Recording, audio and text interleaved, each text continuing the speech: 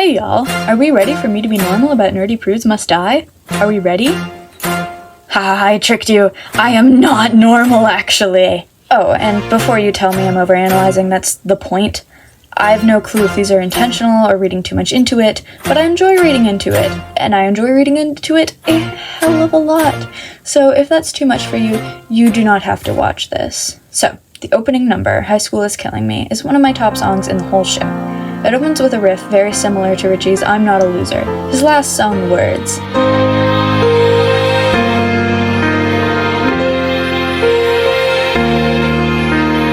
This whole thing has an emphasis on last sung words, or last words in general, so get ready for that. Anyway, we hear a nod to his last words, and then we see his corpse/ghost, and we know he's dead because he tells us. I'm dead. The blood is all but draining from my head. The nightmare started there, but now has spread.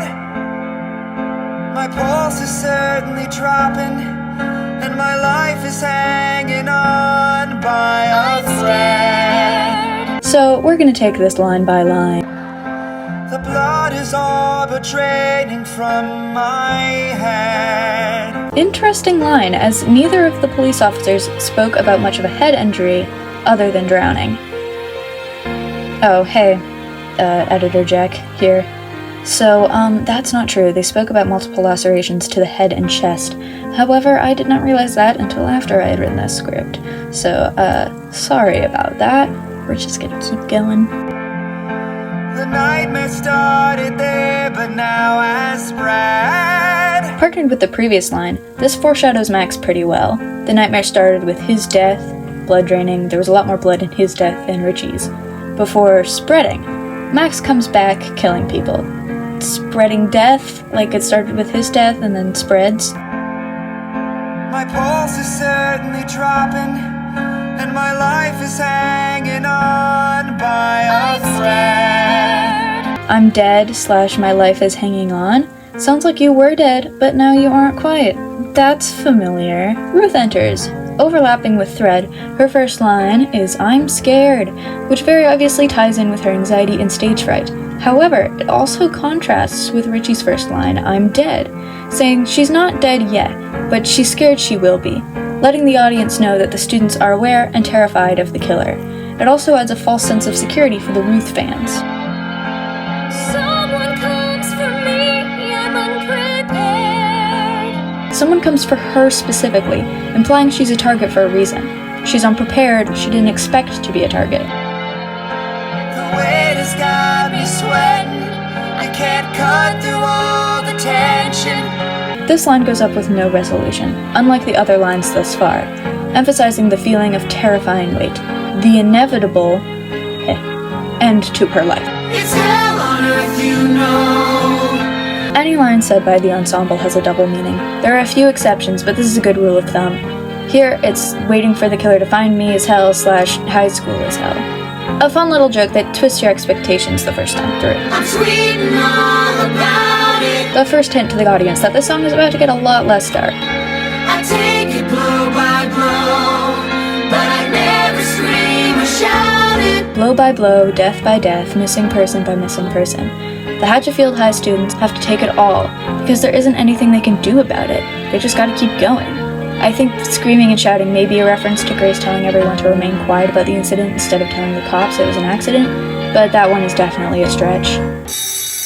Passing period is over, find your seats. The easy part of life, pre-Max's death, is over. Now find your place in the world. Alright, that was the first chunk of lyrics. How we feeling? Good? Good.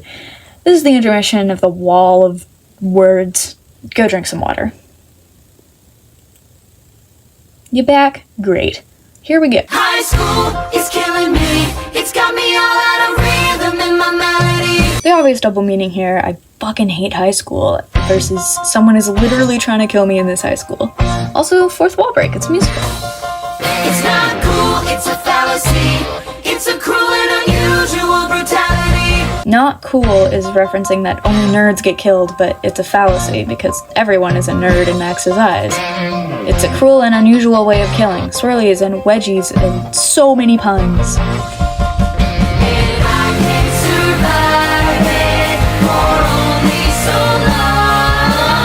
I just really like this line. The harmonies are so cool.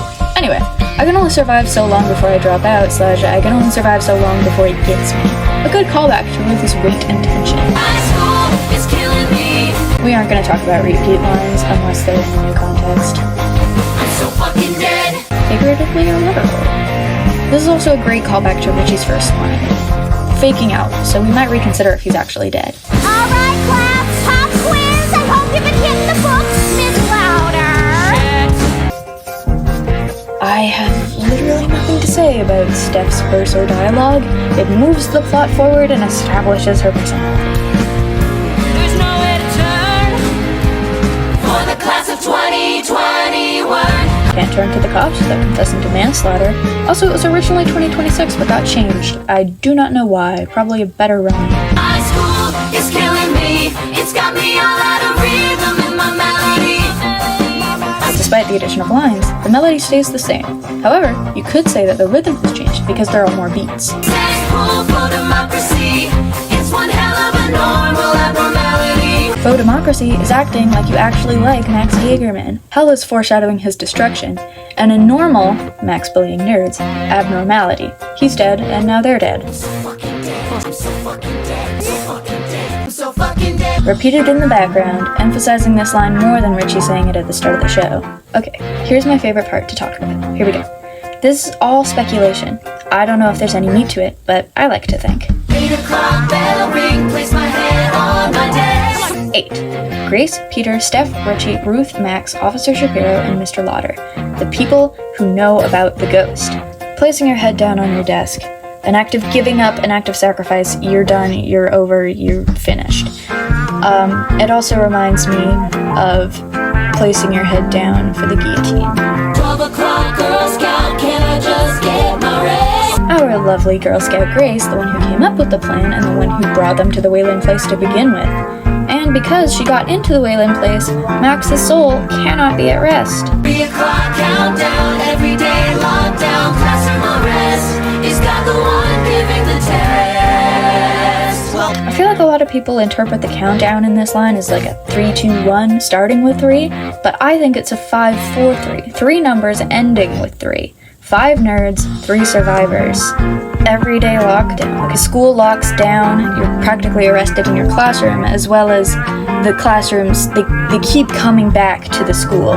Even after they get arrested and they escape, they come back to the classroom. Is God the one giving the test? Are the Lords in Black giving the test? Is Jesus giving the test? Is Jaegerman giving the test? Is Grace giving the test? oh God, butt out, Chastity!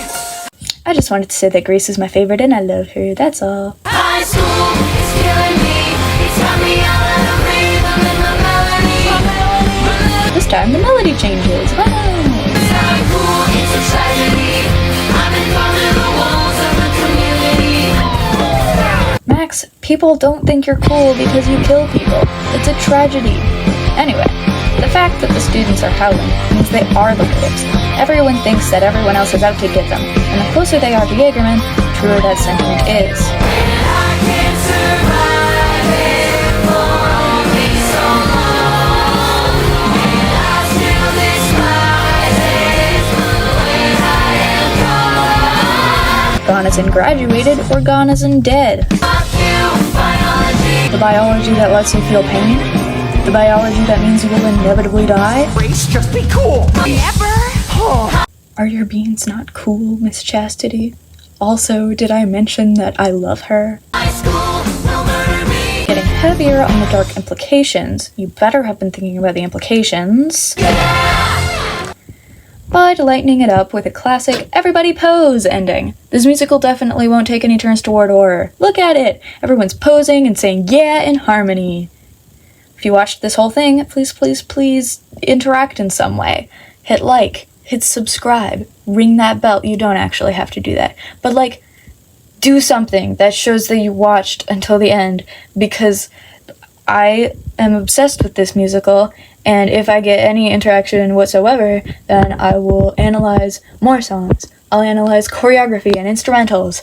I'll make a compilation of my favorite bits. I'll talk about how much Grace Chastity rules. I'll show you my extremely convoluted zombie AU. Just, please, interact. Okay, thank you. Goodbye.